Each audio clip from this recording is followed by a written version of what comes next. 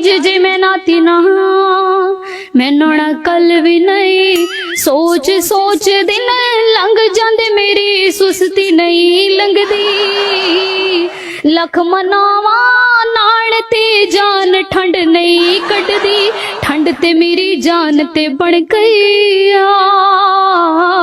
तू वादा कीता सी चन मैं तेनू गीजर लवा दूंगा ना तू वादा